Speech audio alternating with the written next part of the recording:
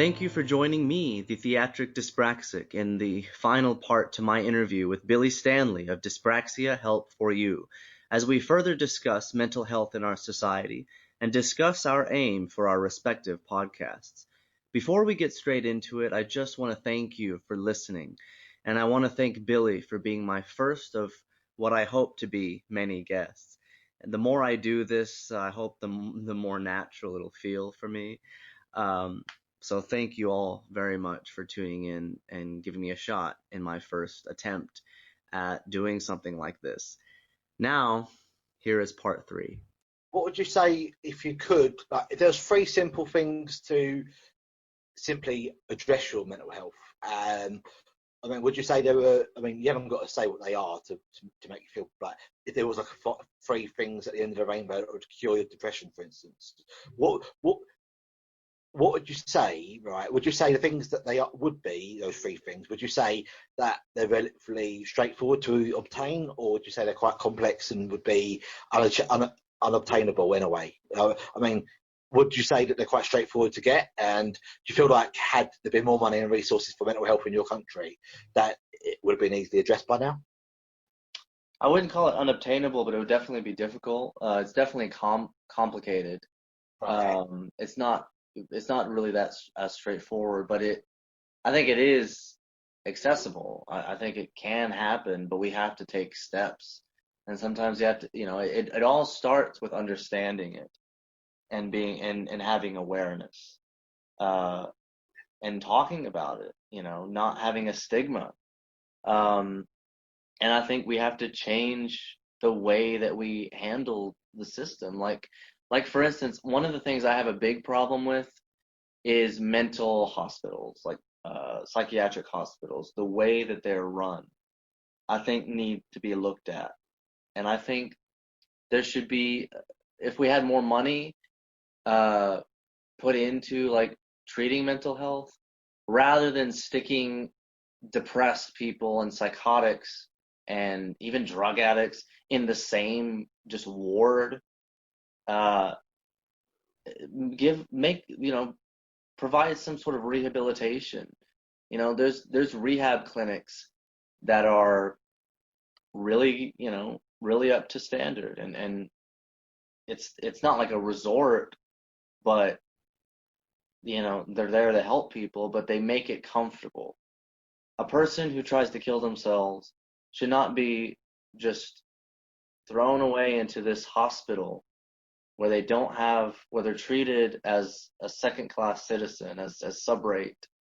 They should be able to be comfortable and to be able to not be in like what feels like just a hospital, like where they're a prisoner, but they're there to get help and to work through their issues. And I've been in a mental hospital before, and it's terrible.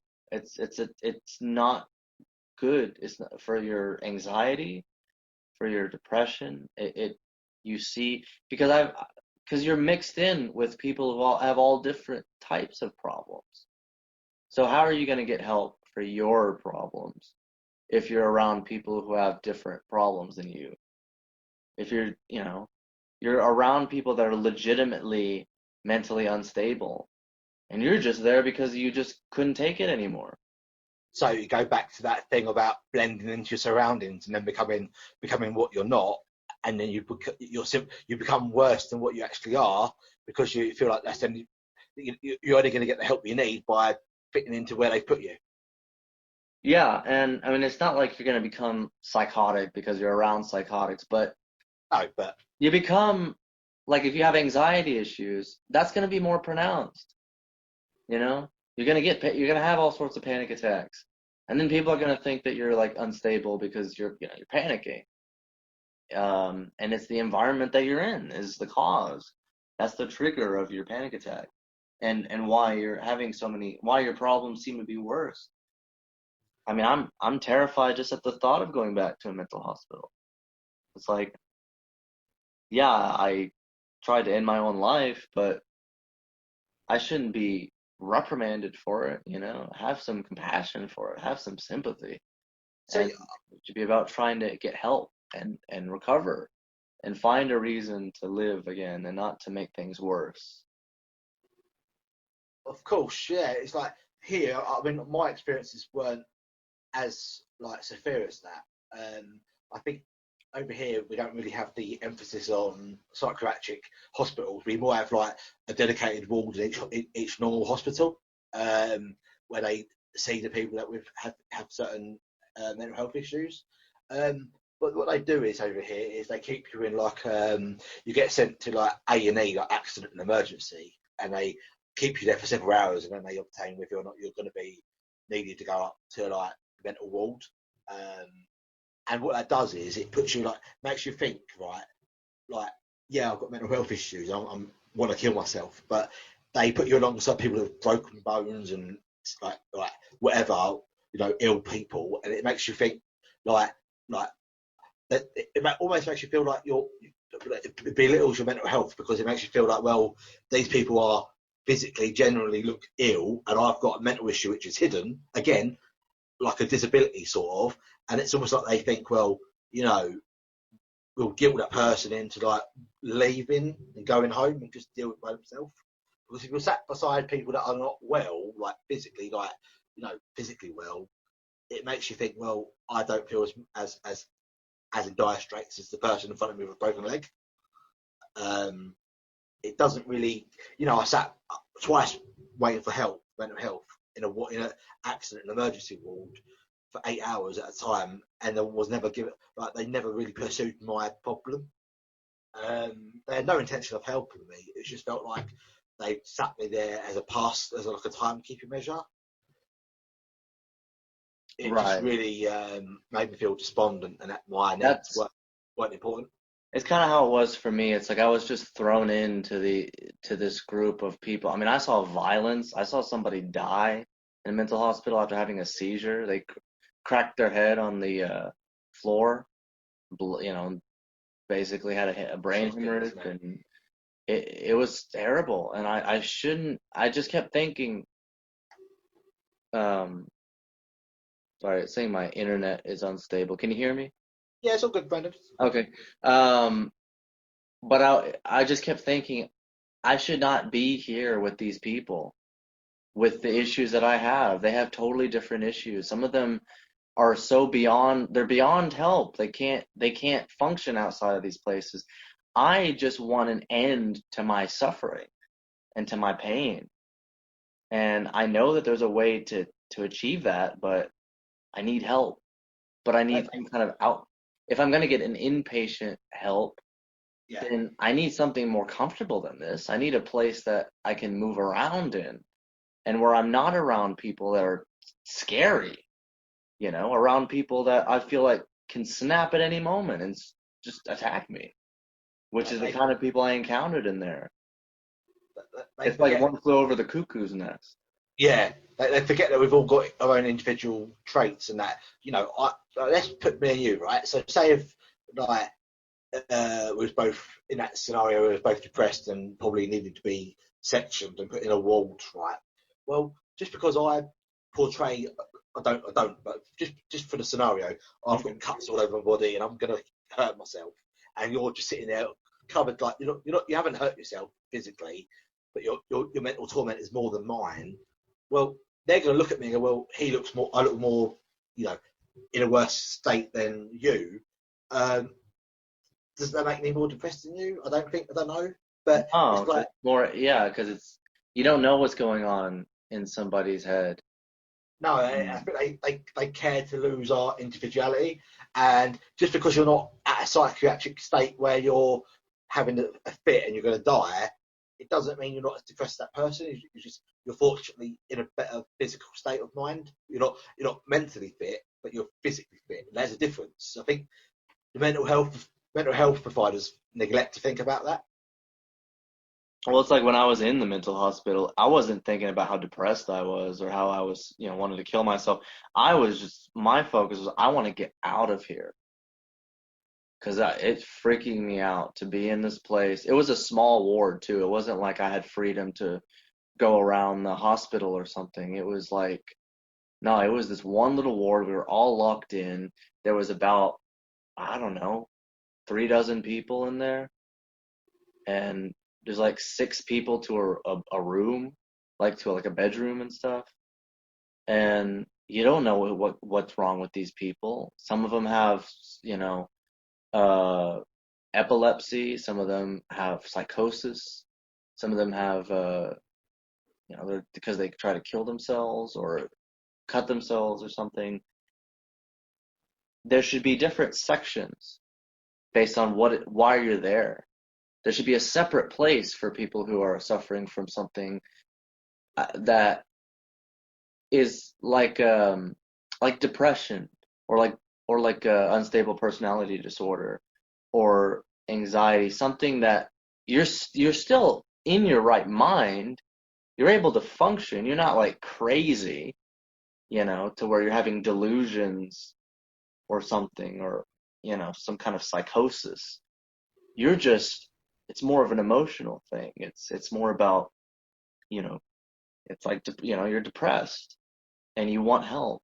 You want an end to that depression, and that should be the focus of it. But when you're put in these places with people who are quote unquote crazy, you're going to be treated by the staff like you're crazy too. You're going to be lumped together with them. So you try to talk to them, you try to reason with them, they're just going to ignore you. That's how it goes in there. Everybody's treated the same, and nobody's the same, and it's terrible. Again, it's like a prison of mind as well as prison of body.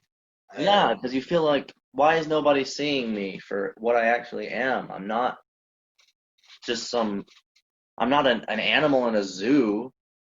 I'm trying to get out of here. I'm trying to get help for my problems. And I couldn't get that from the outside world. The system failed me. And that's what happens. It's like they need to do better with providing adequate outpatient help and inpatient, but outpatient so that you don't have to be inpatient, or you're impatient for inpatient. yeah, Um, you kind of get caught in what your scenario, your scenery is, and if you're in that gloom and doom environment of a psychiatric ward where there's people there that are clearly not going to leave, then you're going to be in that mindset. Well, this place is like scary. If they're not going to leave, am I going to be able to leave? And it's like, what hope is there? am You I need to trapped? you need to have hope. Because time is different. Like, say somebody's in a mental hospital and they're in there for the rest of their life, or even if they're just in there for a year, that's hell. Because I was in there for a week, but it felt like I was in there for 2 months.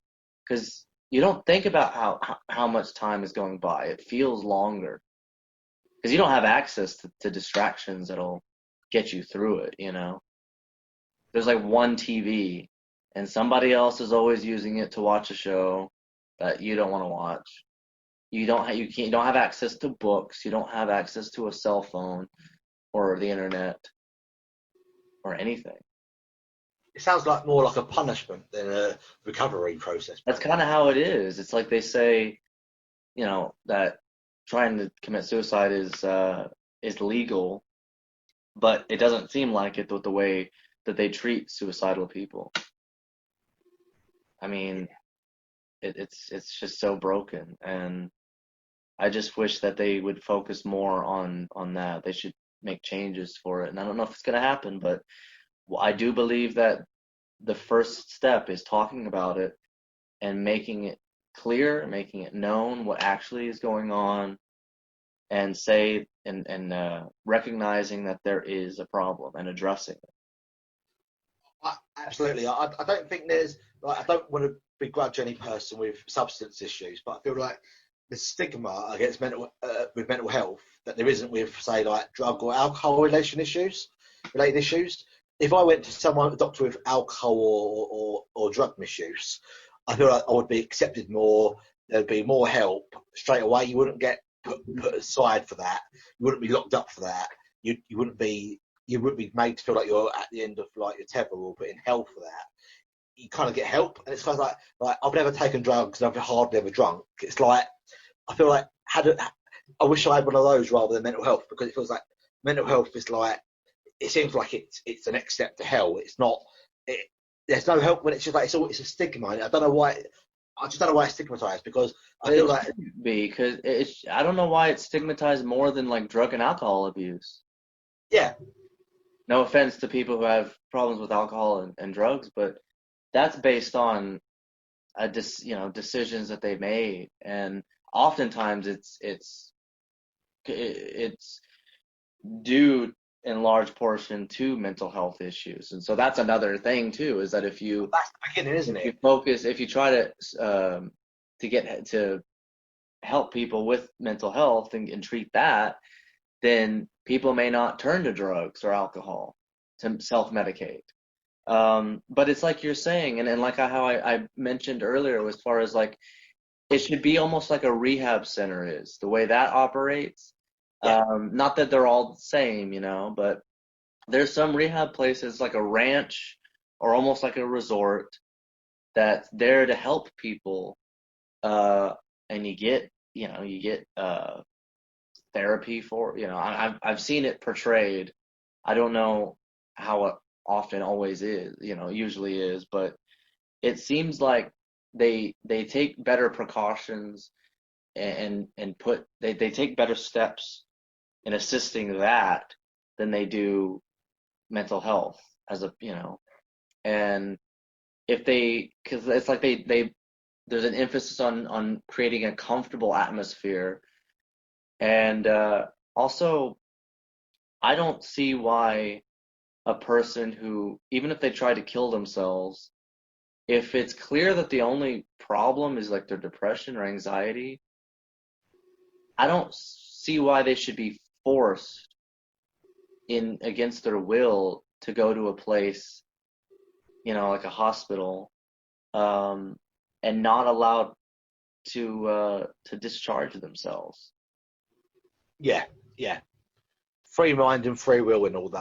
I say, Yeah, but it's it's like, an infringement on their freedoms. I mean, I personally think I would never advocate people commit suicide, but I do feel like it is a freedom. It's not the best. I don't think it's the best option for everybody, obviously. I mean, it is the end of your life. It is ending your own life, and that's all you have. So I don't know. It's a touchy subject, but at the end of the day, I do think that you shouldn't be punished if you try to do it and you fail at it. There should be but people should try to help you. And mental hospitals do not help you. no, and there's a it's a touchy subject really about, allowing suicide, but in Switzerland I can't remember the name now. It's passed me by, funny enough, but there's a clinic in Switzerland that puts people, like, euthanizes people to Oh sleep, yeah. and their criteria is basically if you've got a lot, like, Terminally ill or something. yeah, if you're going to die down the line anyway of like a disease or cancer, or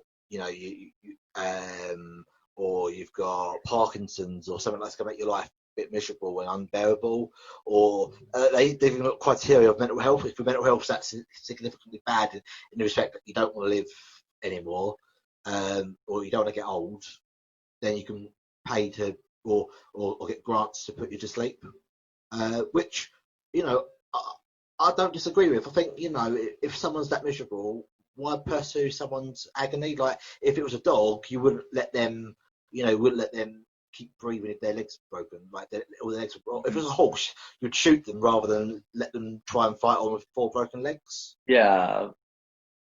And if Um, if nothing else has worked, yeah, like say for instance, what if their whole family dies and they're just there's no hope for them. They're just written off of society and, you know, I don't know. Like there's no way it's ever going to get better for them. I, yeah. I If mean, they feel they've got nothing more to contribute to the world or society in the way that society expects, which is, I don't know, financially or emotionally, and then they have no personal reason. to still be alive, you Yeah. know, What there's good no is it? help available. Yeah. What good is it for us to keep them going if they don't want to be here? If they're of a mindset where they're able to say, convey, yeah, I'm mentally unwell, but I'm not. I'm not at that point where you haven't locked me up because I'm going senile, or you think I'm a Yeah. danger to other people. I just don't want to be here. Like, put me down. Like, I'm not asking you. I'm not going to jump off a bridge, but on the other hand, I would like you to, do it responsibly. Peacefully and yeah.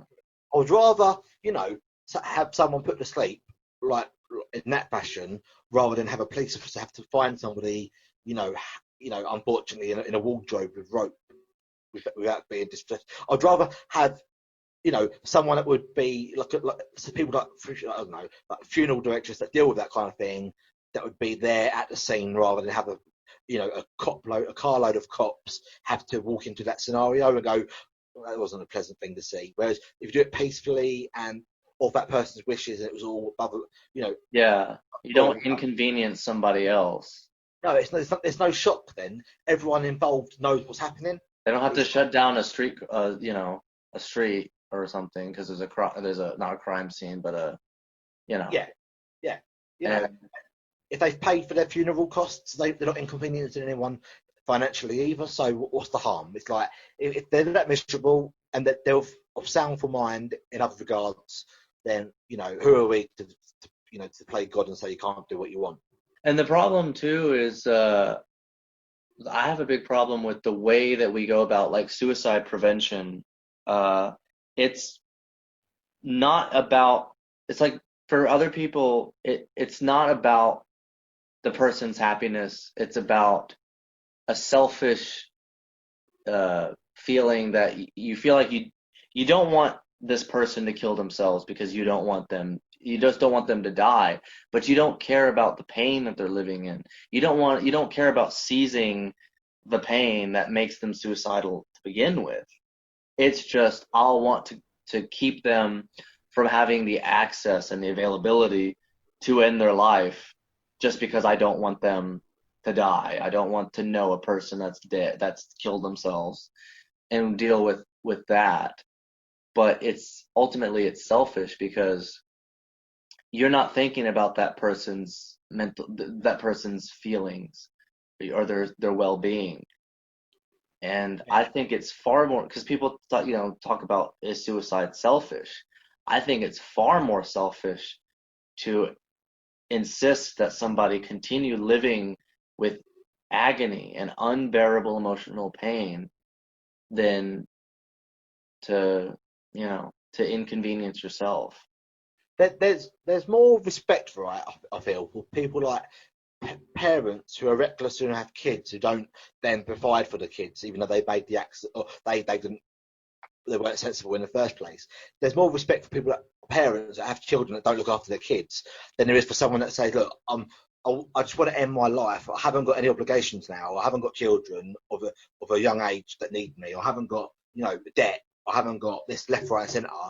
I just want to make peace with the world and go. Like it feels like if you had loads of children and you didn't pay your way for the children and you left them to their own devices, you get more respect than you would do if you said, oh, look, I want to go now. Like again, it's like I said about the drink and the alcohol and the alcohol and the drugs. Like we all know the real issue there is probably mental health, but no one wants to talk about mental health. They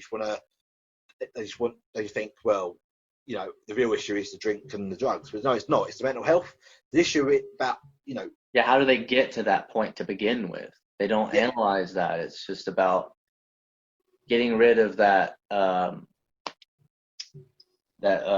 I can't think of the word right now. I think I know what you That mean. dependency, Yeah, like rather than trying to treat the underlying issue towards, and it's the same thing with suicide. It's you're just focusing on preventing the act, but you're not trying to address the underlying cause of why they're trying to kill themselves. And it's never a simple thing. It's never like, okay, why do you want to kill yourself? Well, it's because of this. It's because my girlfriend left me or something. It's always a spectrum of things. It's just a series of circumstances. There's always a bunch of different reasons. but I guess no one really ever says, rather than say, like, why do you want to kill yourself? No one ever says, what can we do to stop that? No one ever says, like, let's what can we do to help you, rather than why do you want to do that to yourself? But no one ever says the latter. Do you know what I mean? It's like there's always Yeah. like a negative rather than a positive in this situation. It's always like, how can we get them not to kill themselves rather than how can we give them a reason to go on living? Yeah, I'm not. Doesn't mean we want things like put on our plate, like we want, like a diamond ring, or a sports car, or a multi-million-pound house. It's just a case of we would like a bit more consideration, acceptance, especially with dyspraxia. I'm not saying dyspraxia leads to suicide. That's ridiculous. But what I'm saying is a bit more thought, consideration in general life, acceptance, Hmm. and just perseverance with where we are. Like, you know, the mental health thing is more because there's underlying issues, and no one really wants to think about the underlying issues. Yeah. Well, you say that there's not a correlation. Well, I don't know if that's what you're saying, but No, it's not a correlation. No, I'm just saying, like, I don't, between like dyspraxia and suicide. But no, I think that I definitely, I mean, as a dyspraxic person, and I'm sure it's the same for you, it definitely contributes to the mental health issues. So there is a link between dyspraxia, not a direct link, but dyspraxia and mental health, yeah, which ultimately leads to things like suicidal ideation.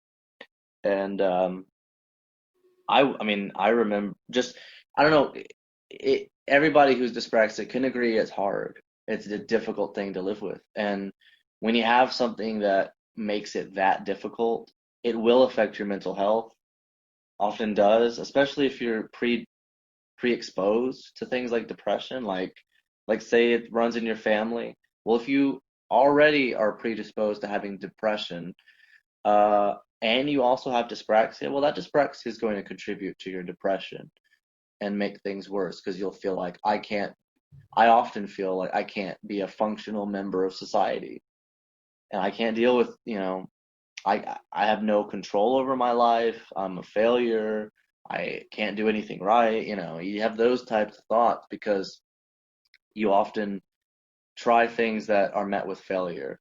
And being an inconvenience to other people too, as a dyspraxic, oftentimes you do end up getting in the way, and people do end up looking down on you and resenting you because you're getting in their way and you're causing them from being able to do the things that they're trying to do because like in a workplace environment, um, and there's exclusivity with that, because you feel like you're the one who's being held back or holding people back, and that will affect your self-esteem and in turn affect your mental health. of course, yeah, yeah. On the flip side, though, like, it's interesting how mental health plays a part on the way we think, because I've read a statistic lately. I don't really go on evidence. Like, I don't really go around shouting out facts and figures and stuff like that.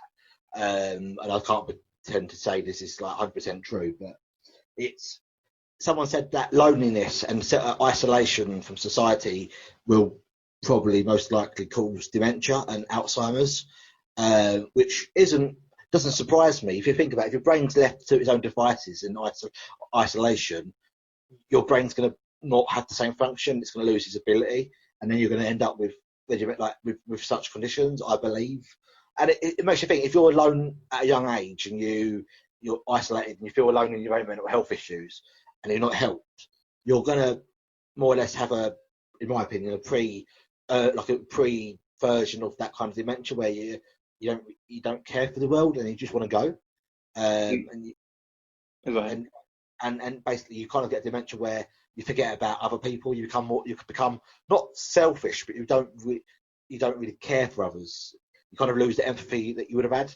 You kind of get dementia in a way that you don't particularly care for things that you would have done before. Yeah, and you make a really good point about being alone because there are studies that show that loneliness can be deadly, Yeah, and yeah, it does increase, your mental health, and having mental health problems does increase your chances of having other kinds of diseases like dementia and other physical things as well. Even like heart disease is linked to like depression stuff. yeah. Which makes me think again, right? If we get back to the basics of the conversation, if you think about it, back to what we said, touched on a few times, if we don't address these things heads on early as possible, it's going to cause a bigger problem down the line. At more expense because then you've got to house people that are not, you know, that are like either mentally unwell or have lost their mindset, no longer functioning properly. So again, we put in plaster. Well, I think you call them something else. We put in plasters over band-aid. You call it band-aid. You're putting band-aid over the problem rather than finding the solution, and everyone suffers at the end. Whereas if you just fix the problem at the beginning, only one person suffers. It's like a stitch in time saves nine. Yeah, You know, that's you it. you start early. That's why it's so important that people who have dyspraxia have it recognized earlier. And that's why we need to spread awareness for it, like you and I are doing, and like other people are doing. I think it's great that there is a community for it now, and it seems like now more than ever, it's kind of growing the kind of people that are trying to be advocates for Do you know what? dyslexia awareness. I've never been prouder. I feel like we're in a movement of empowerment. I like to use that word empowerment because I believe in it. Me There's a too. group of us, we've got our own little circle of friends, the community, but beyond that, there's like a rainbow of people that are under the umbrella of hidden disabilities. Mostly our community is dyspraxic, obviously, but we're all aiming for dyspraxia awareness, and we're like literally pushing and pushing, and eventually it's like the story about the wolf trying to blow down the pig's house. Eventually, that house is going to blow over. We're going to blow this stigma that's attached to dyspraxia, and we're going to get recognised. It would have happened to dyslexia, to ADHD, to autism. They would have been in the same boat. But obviously, we're last in the line at the moment to get the same awareness and respect. But eventually, that door will blow over, and we're going to get let in. We're going to get the right help. But together, we are a bit like let's say about cancer. Together, you will beat it. And we won't be ignored for much longer if the way we carry on is Well, followed we're through. kind of we're putting the lid off of it, we're showing the world, we're kind of exposing to the world what it is, and the more that we do that, the more society is going to recognize it, and they're going to see, oh, there's this thing that, you know, and there's going to be more people who are going to hear about it, hear stories, and hear Yeah. conversations, and go, oh, I didn't even realize that I had this. I mean, I've had two people already. My book is not even finished, it's not even published, but I have had two people who have read excerpts from it who have said, ah, maybe I'm dyspraxic. Well, that's. I mean, I spoke to somebody on the phone from the council recently, from local government recently. I didn't know he was dyspraxic, but he mentioned something about his shoelaces, and I went, "Are you dyspraxic?" And he went, like he thought I was like, he probably took aback, thinking no one's ever spoke to him about it before. And he was like, "Oh my god, I am dyspraxic," and I was like, "It's just like we know the signs. We can't diagnose people. But we know the signs. It's like there's been occasions where I've guessed that people are dyspraxic, and they're like, "What's that?" And I'm like, "Well, here's what it's about. Go get yourself checked out." And it's like you said about lifting the lid. Do you remember the I don't know if they showed it in America. Over here, they had like American magicians showing off hidden tricks and what's behind how these magician tricks got put there in the first place. And they lifted the lid on basically showcasing how these tricks were made and performed. And the real magicians didn't like this because it gave away all their The um, secrets, yeah. yeah. But that's what we're like. We're showing off. We're like the dyspraxics that are giving away basically what it entails. There's loads of dyspraxics before us, of a certain generation that would have just kept quiet, and or they might have known they had dyspraxia, but they might not have talked about it. And I think they would have. Although it probably was the best thing for them at the time, it hasn't helped us because now we're kind of at a wall where we're like a glass wall. We're like, well, hang on, we want to be part of that umbrella, but we're not because no one's really dragged us along with the other spectrums. Hmm. But we're at a catchroad now where we can literally pour ourselves along. I think that people are ashamed of what they don't understand, even if it's about themselves. And I know people who, like some of the people who have mentioned that they think they might be dyspraxic after hearing some of the things I've said. They'll say like, I just I just saw, I noticed signs, but I just ignored it because I just didn't want to think about it. And it's Yeah. because it's scary to them because they don't understand it. And we're here to say it is something that you can understand. It is something that is a part of you, but it doesn't have to define you. And we're embracing it. It is a part of who we are. It is part of our existence. And you know what? It's not gonna interfere with what's important to us. We all have things that we're passionate about. We all have things that make us unique and make us individuals. This is just something that we deal with, and the more people understand it, the more uh, you know, the more we can sort of celebrate who we are as people, and we can come together about it because dyspraxics aren't like we're not crazy people. We're not, we're everybody that I've met in the dyspraxic circle and the community have been unique. Nobody's, it's like being part of any other group. It's like we're all individuals, but we have this thing that we have in common, and that's a great thing. And we should expand upon that and show people who we are. And we're not ashamed to be dyspraxic because it's not something to be ashamed of. It's No, not. definitely. We're lifting the lid on it now, and basically we might have been not ashamed, but we might have been shy and retiring on the subject before. But if you get us talking on it, we'll talk about it, and we're not we're not going away, unfortunately, for some people. For some people that might think we're like the disability to push aside and lock up into the realms of a prison brain, but we're kicking at the ankles of awareness, and We're not going to sweep it under the rug anymore. no, no, We're going to uh, talk about it. yeah, and there's a time and a place for for making excuses as to why we've not been allowed. You know, um, we've been segregated basically for too long, and now we are going to take our place on the bus, and we're gonna take that ride, and we're gonna savour every moment because we've been shoved under that rug for too long now.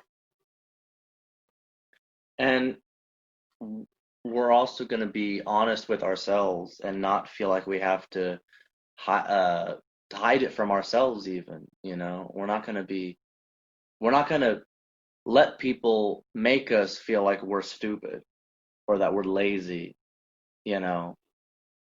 And there's always this idea of like you see it even in like media, like on TV and stuff of like I've seen references in sitcoms of like characters who weren't able to tie their shoes until like later in life, like, and Yeah, that's like almost like a joke, like I couldn't, he couldn't tie his shoes, and they're always like the dumb character, almost like you're an idiot if you can't tie your shoes by a certain point, and that is an unfair stereotype. That's an unfair assessment to make. So I think recognizing stuff like that, even if it is a joke, I'm all about joke. You can joke about anything, I think. Um, but it does kind of like put forth that misconception, that somebody who has, if you have certain issues, it means that you're an idiot or something. And people shouldn't have to feel like they're stupid because because they struggle with things because of a disconnect. between their mind and their body.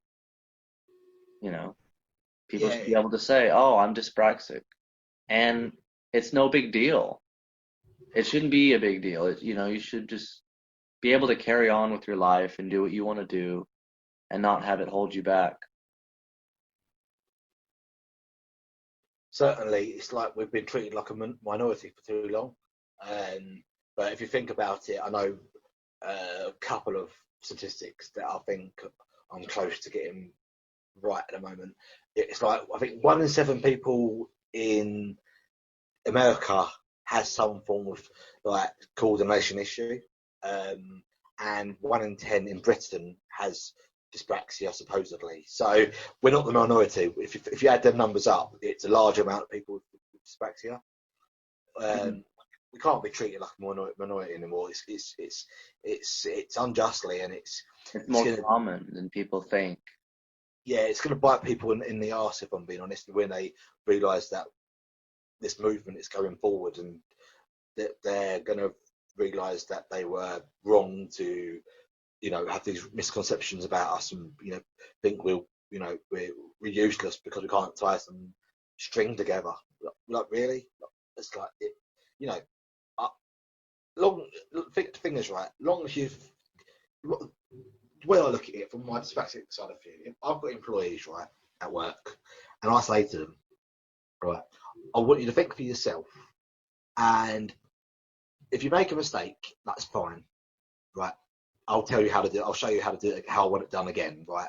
But if you keep making that mistake 10 times, then there's clearly a problem, and unless you tell me what the problem is, I can't help you.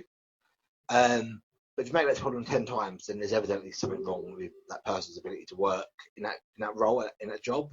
But if you've got a problem like a mental like ability problem or disability, then I can put something else in place to help you. But it's like no one's ever done that for us. It's like we've just been shoved aside. No one's ever said, "Yeah, we'll let you make mistakes, and we'll help you along the way." They just say basically, like they don't give us the chances to fail to show that we can do it with help, assistance. We're just told basically, you're no good. Go away and get on with it. Yeah. It's not right. It's like, No. uh, and we're just blighted by loads of people giving us like terrible opinions, and like we're treated like an afterthought. And it's like, I, if I was to go another 10 years of it, and there was no dyspraxic movement, I think I would have gone doolally and probably would have just, I don't know, gone mad and put an end to all of it. But because I'm optimistic and I'm very proud of our friends, our community, Yeah, and the way that we've come together, I think, is really positive and inspiring. And that's, I think, sharing that community would be inspiring to others and would provide more awareness for people so that people could understand and see it for themselves that it's okay. It's okay to be this way. It's okay to be dyspraxic. And also, contrary to what a lot of people who don't understand dyspraxia think, it is a real thing. It is something that it's not an excuse. It's an actual disorder. It's something that people experience. It's not in their minds. It's not, I mean, it's not just something that they're just saying because they don't, have another reason. Um, and another thing too is that people who if are dyspraxic, they might get misdiagnosed with other conditions. And I talk a lot in my book about my experiences with that particular subject of misdiagnoses. And that can have unbelievable impact on your mental health. And I am an example of that, which is why I've decided to write my book and tell my story. And hopefully people can enjoy that, find some at least entertainment value out of it. But I yeah, I think ultimately it's going to be for the best and it's going to be for good to continue to talk about it. So we'll remain optimistic, and it's good that you're doing what you're doing, and I'm copying you. Um, but yeah, I'm glad that you're still doing your podcasts, and I'd like to be a guest on there sometime, hopefully in the near future. Of course, that's the aim goal at the moment is to get yourself on board the podcast. Like I said, I've got a schedule, but up to my arm. But there's scope for more the merrier of the community to get involved. Yeah. Um, there's loads more we can talk about, but personally as well as like on top of the Yeah, I mean, theatre. I'm gonna have to cut this up into different sections just because we were talking for so long, but it's all good stuff anyway, and it's all informative, and I think, and it's great. I think we've covered pretty much everything that I had written down in questions anyway. Um, the only thing now is to just if there's anything more you want to say as far as your podcast is concerned, and what your aim is and what you'd like people to know about you. And for me, well, I'll let you go first. Okay, so thank you for inviting me on, Brandon. I really appreciated that. What I would like to say is now there's been a bit of like infighting within the community regarding certain organisations. I am quite happy to work with any organisation. I don't mind what's gone on before. I'm calling this a call for arms. I think we're better together than separated. I feel like we could, I don't mind what's gone on before, what's happened over the last 30, 40 years, who's done what, who hasn't done what. That's in the past. We can all lay down the hatchet and, you know, we can either bury our heads in the sand or we can move forward. There's a group of us at the moment that are moving forward. I feel like maybe some people haven't dragged us along and helped us, but I feel like we can help ourselves, and I feel like we can help other people to help ourselves in return. Um, and yeah, a call for arms. Let's just be united. Yeah, Dyspraxic or not dyspraxic. If you're working under a dyspraxic banner, if you're there to help dyspraxic people, regardless of age, gender, colour, you know, whether you're um, neurodivergent or neurotypical. exactly. If you're based in if you're working or you're supporting people with dyspraxia, you're on the same team. There's no opposition.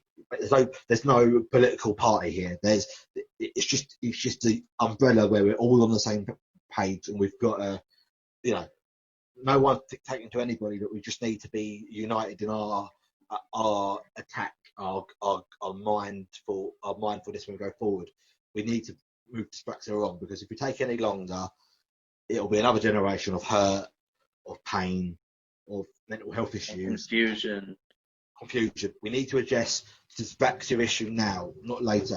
Yeah, people Uh, shouldn't have to go through their life not understanding what is the cause of their struggles, or and to be shamed and to be embarrassed or misidentified. Definitely. I don't want the next 10 years for another person to be like me. I would rather, Or me. yeah, well, Brandon for that example as well. I would rather there not be, I would rather ideally in an ideal world, there not be another dyspraxic help for you or, theatric dyspraxic. I would rather there needn't be that situation where we're having to call for arms. I think we should be able to get this disability the attraction, the attention it needs and respect it deserves. We should be able to just, be in a place where ADHD, dyslexia, autism, Asperger's, Tourette's, whatever, are getting the respect and help they need. We need to be able to move us along to the point where we're not all having to do our own battles in order to win one war. We should all be fighting together to win all the wars. That's how I feel. Yeah, Beautiful way to put it. thank you, Brandon. With dyspraxic help for you, if you feel like you've had any mental health issues and you're listening to this and you don't think you've got dyspraxia but you've got mental health issues and to you it feels like an impediment, it feels like a disability. Well, I don't blame you. I think you want to reach out to me, I'll be there for you. Primarily, I work with dyspraxia, but I do, I've got ADHD, I've got bilateral deafness, I've got dyslexia, I've got dyspraxia, and I feel like I can help most people with any neurological disorder. My sister's got autism. I feel like I'm going to get tested myself. I feel like I want to rule it in, rule it out. But primarily, I feel like I can relate to people on any of the spectrum with neurodiversity, and I'm here for you. But be aware, my knowledge is with dyspraxia. I'm not an expert at that either, but I don't feel like I'm the best person to go to. But I'm here for you, regardless of what, disability, colour, sexual orientation, age. I'm here for you. And in my case, and I'm sure for you too, I want to provide a platform for anybody to feel like they can talk about whatever is important to them. And I'm dyspraxic. I probably have ADHD. I haven't been diagnosed. I also, as somebody that was labeled with autism, despite it being a misdiagnosis, I have an understanding of it to a degree where I can empathize and talk about it. I have body dysmorphia. I have depression, and I know about all sorts of different mental health concerns. So if people want to come on here and talk, and I'll provide you that platform to talk about whatever it is important for you to get out there and to discuss. I'm happy to do it. I'm happy to meet all sorts of different people. So if people if they want to contact me and be a part of this with me, I will be there for you, and you can find me on Instagram at the Theatric Dyspraxic. I have a Facebook page called the Theatric Dyspraxic. Billy also has an Instagram called Dyspraxic Help for You, and also a Facebook page. And Twitter. So, I'm sorry? YouTube and Twitter as well. And YouTube. And yes, I have a YouTube channel, and obviously Billy has his podcast as well, Dyspraxic Help for You. Tell them a little bit about where they can find your podcast. Okay, brilliant. Thank you, Brandon. You'll find it on all major podcast providers such as Google Podcast, Apple Podcast, and Spotify. You can also go to anchor.com/dyspraxic help for you. Just type it into Google, you'll find it. Most of the guests you'll find are notably well known away from dyspraxia. There would be actors, musicians, poets, writers, but they've all got dyspraxia. I'm trying to I feel like people might aspire to achieve their dreams if they could see an actress on the big Netflix show talking about dyspraxia. I certainly would. Yeah. If I was of a teenage period of my life and I'd seen, I don't know, football, I'd talk about having dyspraxia whilst playing football, I'd be like, that's brilliant. I won't let that hold me back. I'll be like, that's what I want to be. I feel like if I can get, a musician that's toured the world on my podcast to talk about dyspraxia, then that might encourage, 10 or 20 other dyspraxics aspiring to be musicians to get into that field. It's not a case of saying, well, you're not coming on my podcast if you're not famous. It's more a case of, we all aspire to be something we're not, but on the other hand, we can all aspire to be something we and like. For just starting out, that's pretty impressive that you're able to get such notable people. And of course, I would like to get some notable guests as well. But I just like to have anybody on who wants to be on, who has something that they want to say, especially if it involves neurodiversity or mental health. I want to provide an outlet for people to speak about any, it could be about any topic. Definitely. I feel like there's scope for different podcasts to do different things. Like you say, I've got people on my list that I want to interview. That list I haven't told to anybody. There's names on there that I haven't asked people to go on there yet. If I haven't asked individuals that I spoke to that I know quite well. It's not a case of that I won't have you on there, but at the moment I want to build an audience that maybe isn't necessarily dyspraxic, but who would like to know about dyspraxia so they can help raise awareness for it. I'm being a bit pedantic here. I'm trying to use the fan base of the notable celebrities that I'm asking on in order to gain the audience that I need in order to raise awareness. If I feel like they've got a following at the moment, I feel like they've got a following, like an audience that watches Netflix, or an audience that watches live shows in London, America, America's Got Talent, then that's a lot of people that will see and hear about dyspraxia, which can only be a good thing. Agreed. Down the line, I will need other guests to talk to dyspraxia about. But I'm fortunate enough to get big stellar names at the moment. But I'm hoping that people listening to the podcast will aspire to that, and never know, they'll be mega famous, and maybe we'll never get hold of you to interview you. So, it's one of those swings and roundabouts, isn't it? Really. Absolutely, and it's great exposure for everybody, and it's a great exposure for dyspraxia awareness. And again, if you want to be a part of my podcast, I don't have quite as many people in line yet, just because I haven't published anything as of recording this. But hopefully you have enjoyed my first podcast, and hopefully you've enjoyed this long discussion between Billy and I. I think it's been very interesting and informative, and it's all for a great cause. So feel free to contact me. You can also email me at the theatricdyspraxic@gmail.com. And yeah, we'll keep it light and friendly, and we'll put you on here. We'll talk. So thanks, Billy, for joining me. It was a pleasure to have you today, and I'll definitely have you on again at some point in the future as well, because I'm sure there's more to talk about. Definitely loads more. Yeah, definitely. I've really enjoyed my time on your inaugural podcast. I'm really honoured that you asked me. I'm glad to have shown you how it comes to fruition. Yeah. But I would like to make it known that I got the inspiration from Pete Guest, my good friend.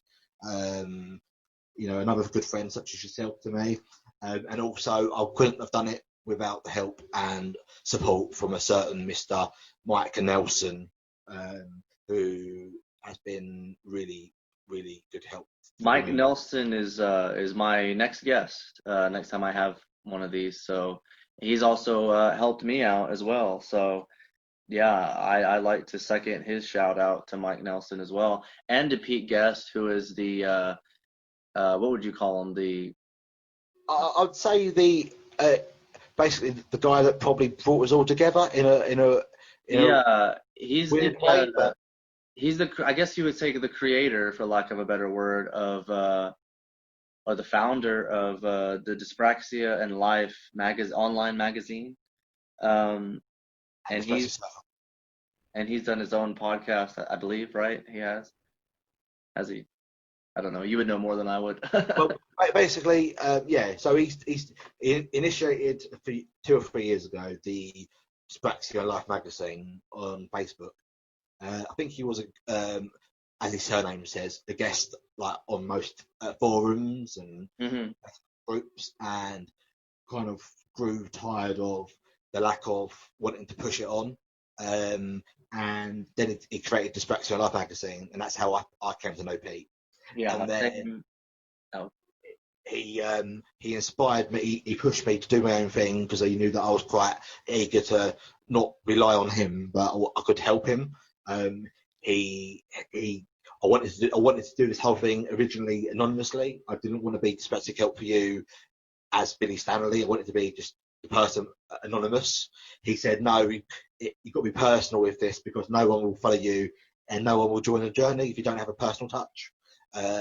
So there wouldn't be a dyspraxic help for you if there wasn't a Pete Guest. And there wouldn't be a Theatric Dyspraxic podcast if it weren't for dyspraxic help for you. So thank you. So it's I really am touched by that, because it's like Pete inspired me.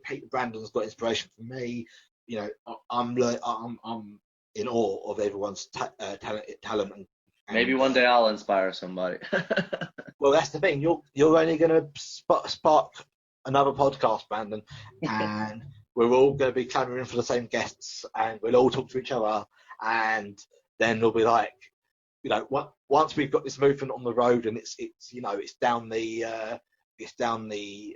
highway, we're like, and we've got our goal, and we've got acceptance, and we've got what we want, which is to be, our disability to get respect. We're going to be like, twiddling our thumbs, going, well, what next? We're gonna have a dyspraxic network. Yeah, definitely, definitely. And when we, I just want to know who's going to play us in the movie. That's what I want to know. Yeah. Who wants to direct the adaptation for my book? And We'll be in talks. I'd like to give your book a plug because I've heard a couple of chapters. Very informative for, as you said earlier, entertaining in parts when it's the lighter moods. And when you hear about the dyspraxia, you hear, you don't just hear the emotion, but you hear the pain, you hear the laughs that come with dyspraxia. It's a journey, and everything about life is a journey. And I'm really proud to be as the coordinator for Dyspraxic Help for You, to endorse Brandon as a friend and as an advocate, campaigner, and just an all-round good guy for dyspraxia. Well, thank you very much. That means a lot to me to hear you say that. I really appreciate that, and everybody else in the dyspraxic community. There's a lot of other people that influence us who aren't doing exactly what we do, but yeah, it's all great to have people come together. So with that, I think I'm going to say goodnight, and thank you, Billy, for staying up to be with me tonight, and hopefully we'll get to do more of these in the future.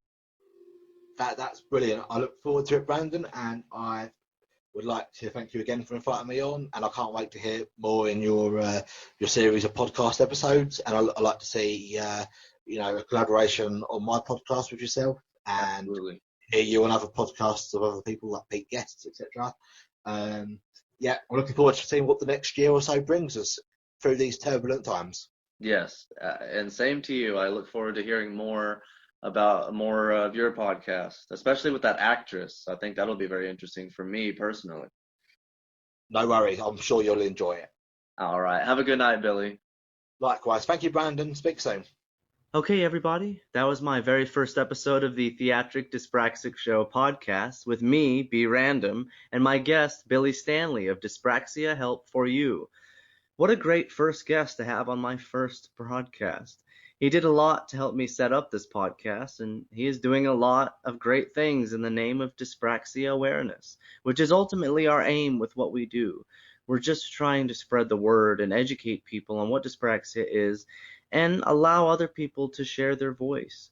I want to thank you all for listening, and as I mentioned in the interview, I'm happy to have on anybody who wishes to have their voices heard and who would like to discuss any topic that is important to them. This can include other developmental or mental disorders or disabilities, or even just to plug something that you wish to have a platform for. I am all inclusive with this, so feel free to reach out if you'd like to set up an interview. Thank you for joining me, and I will see you on the other side of those footlights. Here I take my bow.